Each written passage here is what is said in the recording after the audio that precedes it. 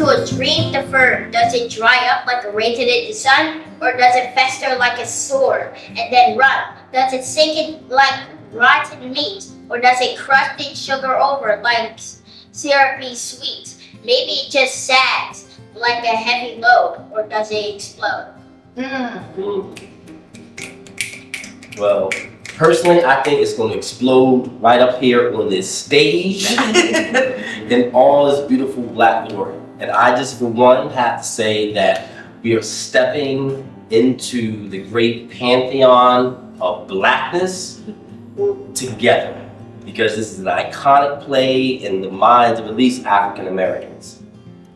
And I think it's so prevalent because of the struggles that we've had throughout our history as Black people of trying to make it, the conditions that we were at times forced to live in. And if you consider the era, the 1950s into the 60s, what was going on and the revolutions that were happening, that these actors here get to bring those feelings to life, and we, the audience, get to have an experience, a journey into Blackness. No matter what color you are, you get to step into the shoes of this family, and each person here brings so much to that, and you're going to feel it. You're going to feel the Unger family. You're getting a glimpse, literally a bird's eye view, like a fly on the wall, into what's happening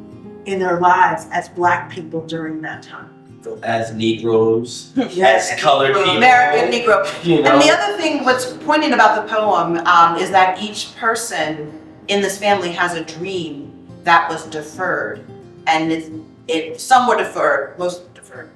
But everybody got a dream that was deferred.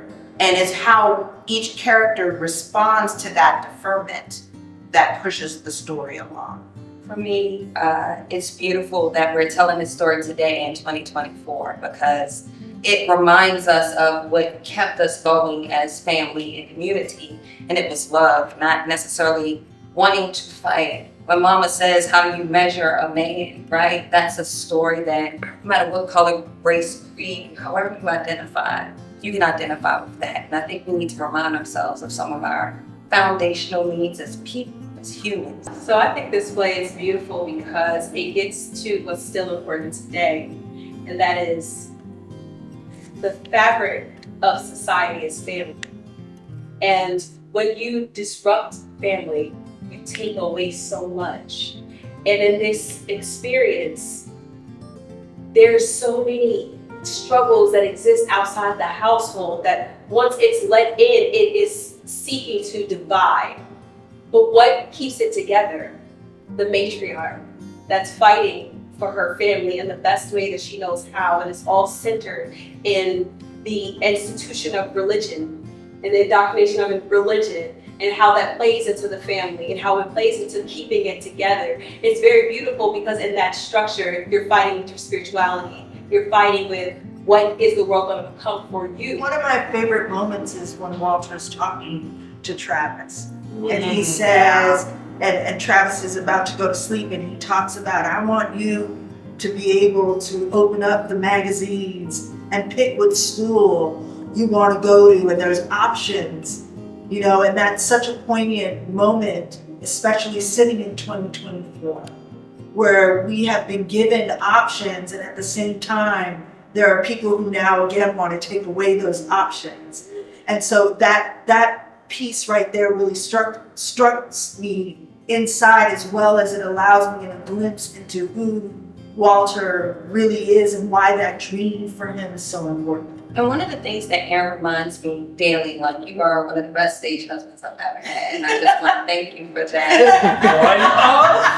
One of the things that Aaron reminds me all the time is that this is a love story. And in a love story and in building family and community, everybody has a role, even down to somebody got to bring the potatoes, right? Right. Ruth is always needing and caring and loving and feeding. But somebody got to do it. And I think this empowers us all from our individual social location. If all you got is time, maybe somebody can use that time. I just one last thing I just want to say is we talk about love, we talk about family, but to me it is a love story. It's all about family. I'm here with my mother. You know, we had this amazing opportunity from my father. I'm here with my sister who wants to be a doctor, and I give her all kinds of grief for it. But I want the same for my son, and I want to do right by my wife. So it's a family story. And I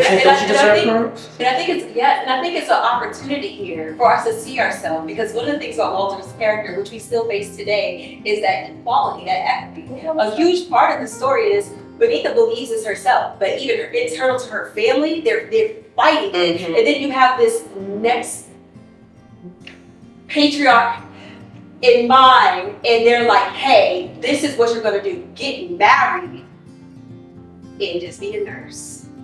That's it. In your own home, you're told that. If you have to fight through gender, you have to fight through the traditional roles, and then you have to fight outside too.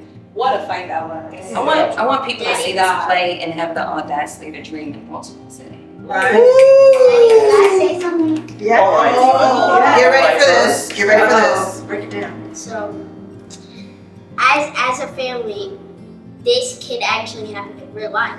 Not only you can be that Raisin son, but you can also be one of those people out there, even worse than this play.